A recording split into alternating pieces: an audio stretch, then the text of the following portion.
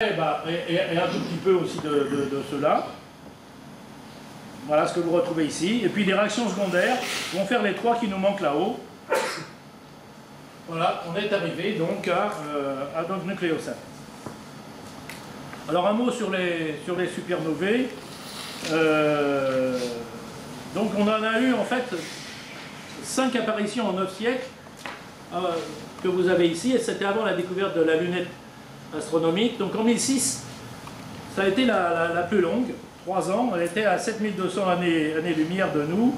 La plus brillante, c'est le 4 juillet 1054, c'est la nébuleuse du Crabe. Elle a duré 653 jours. Alors elle n'était pas très loin non plus, en plus, donc la plus brillante n'est pas très loin. Et vous allez le voir dans un instant, évidemment, tout le monde a noté, enfin tous les présents à l'époque, c'est ce qu'on appelait les nuits aux 2 soleils. Aux 2 lunes, pardon, les nuits aux 2 lunes, parce qu'il y avait la lune et puis il y avait l'explosion qu'on continuait à voir. Hein. Et dans la journée, il y avait 2 soleils. Bon, donc ça a impressionné les gens quand même. Hein. Je vais vous montrer des écrits dans un instant. La moins brillante, donc 1181. Tycho Brahe alors, a décrit celle de 1572, ça c'est les premières descriptions. Et puis, coup de chance, en 1604, le 9 octobre 1604, en fait, les astronomes de l'époque, ils essayaient de voir un phénomène relativement unique, une conjonction entre Jupiter et Mars.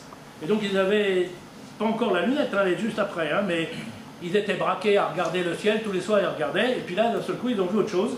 Ils ont vu une de ces explosions.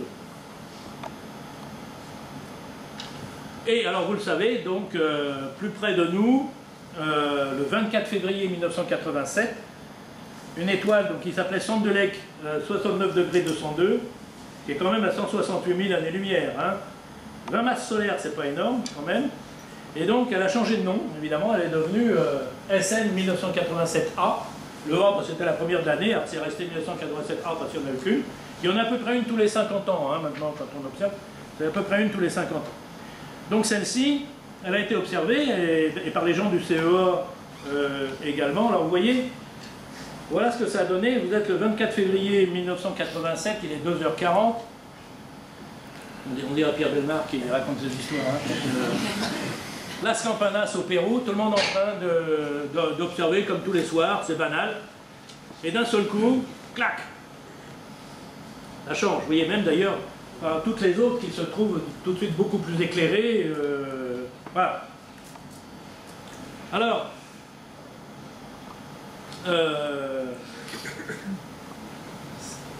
on ne vivait jusque-là que dans la théorie. Donc je vous disais, les couches, elles mettent à peu près 24 heures à remonter, la lumière ne sort qu'au bout de 24 heures. En revanche, les neutrinos, qui s'échappent en même temps, eux ils ne sont pas sensibles à quoi que ce soit, ils se déplacent quasiment à la vitesse de la lumière, et donc l'hypothèse, je veux dire, du bien du CEA, hein, pour une fois, enfin je ne sais pas pourquoi je dis pour une fois, les gens du CEA ont dit il faut qu'on vérifie notre hypothèse. Alors vous savez que dans le monde, il y a des détecteurs de neutrinos.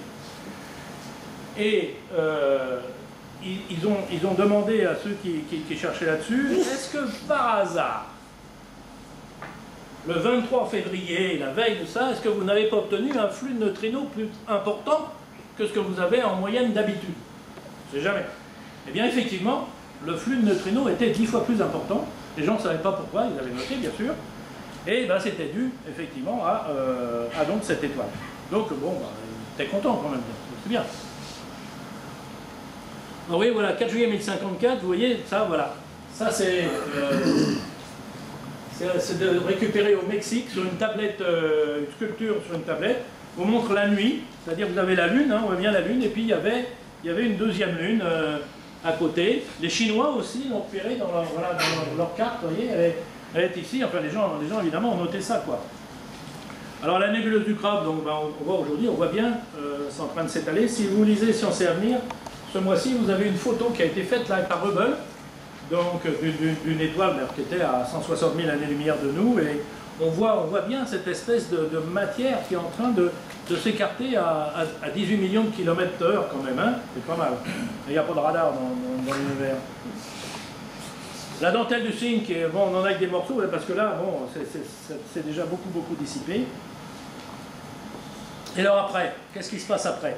Nous, à notre histoire de nucléaire, ça s'arrête là, mais on peut quand même donc s'interroger. Donc vous avez vu, les électrons, ils sont là, donc on fabrique évidemment des atomes, puis des molécules, et puis si cette matière, en fait, elle est dans des conditions telles, pas trop loin d'une étoile, pour se mettre à tourner autour, ben, on va fabriquer des planètes, et puis si la vie peut être sur cette planète, on arrive ce soir au 31 janvier 2011.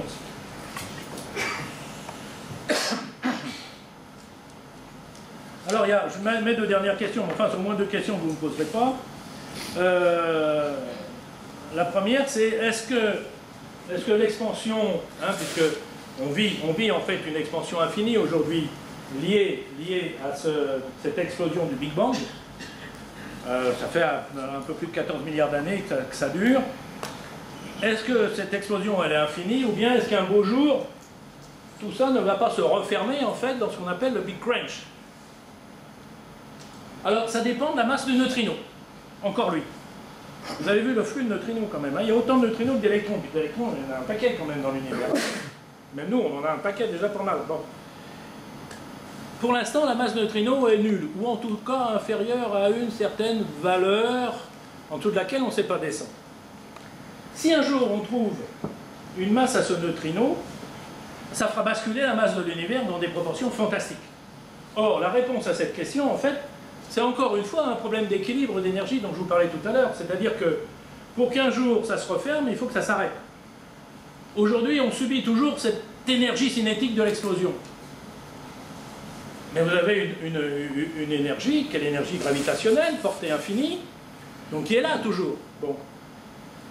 Si la masse, on est en dessous pour l'instant de la masse critique pour qu'un beau jour, la gravitation soit égale à cette énergie cinétique. Mais si la masse de neutrinos existe, un beau jour on arrivera à cette masse limite. Et ce jour-là, donc, ben, l'expansion s'arrêtera, et évidemment, si elle s'arrête l'instant d'après, ben, la gravitationnelle l'emporte sur l'énergie cinétique et ça se referme. Donc on ne sait pas répondre à cette question-là aujourd'hui, mais voilà pourquoi on cherche la masse de neutrinos. Pour moi, on s'en fout, hein, qu'il y ait une masse de neutrinos ou pas, mais aujourd'hui on la cherche pour ça. Et puis la deuxième question, c'est, ben, si l'expansion est infinie, quelle est la durée de l'éternité? C'est plus qui disait l'éternité c'est long, surtout sur la fin. Et est-ce que ça... Alors, on se dit, bah, ça peut être la durée de vie du proton. Le proton, il apparaît à 1 millionième de seconde après le Big Bang. Il a une durée de vie limitée. Si tous les protons se débobinent, c'est sûr que, bon, là, il n'y a plus rien. Que de l'énergie. Alors, dans la tradition hindoue, vous retrouverez, ça j'ai pris ça dans un livre d'Hubert Reeves, qui s'appelle La science dans l'azur. Il dit dans la tradition hindoue, quand on demande à un sage hindou, est-ce que vous connaissez la durée de l'éternité? Le gars qui est assis en tailleur, quelque part, comme ça, avec un grand sourire serein, il répond oui. Bon, et c'est quoi? C'est facile, c'est un kalpa.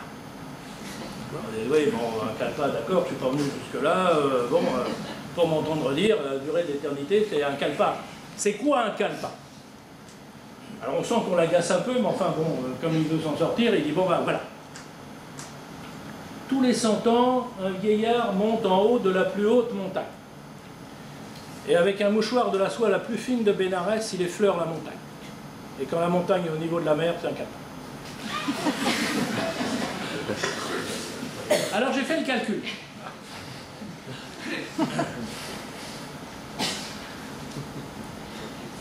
Le simple contact, on l'a fait d'ailleurs avec des atomes d'or radioactifs. Vous savez, vous mettez une couche d'atomes d'or radioactifs ici, là il n'y a rien, vous faites simplement ça comme ça, vous relevez et puis vous comptez combien il y en a.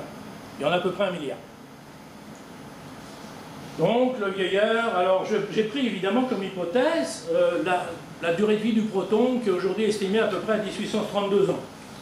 Donc le vieillard, il monte tous les 100 ans, enfin c'est pas le même vieillard à chaque fois, mais il monte tous les 100 ans, donc il monte 10 puissance 30 fois. À chaque fois, il enlève... Alors évidemment, on est en système fermé, hein. Il n'y a pas d'érosion, de poussière, machin, on est en système fermé là. Et donc, il enlève 10 puissance 9 atomes, donc 10 puissance 39 au total. Le nombre d'Avogadro, 602, 10, 23, vous prenez une masse volumique moyenne à la planète. Je pouvais trouver n'importe quoi, hein, depuis le volume d'une cuillère à café jusqu'à, je sais pas, toute la Voie lactée. Eh bien, j'ai trouvé 10 puissance 5 km3. Et 10 puissance 5 km3, c'est le volume du massif de l'Himalaya. Hein? Donc, voilà. Bon, il ne faut pas en tirer des conclusions plus que ça. Ce qui est quand même plus intéressant pour nous rassurer,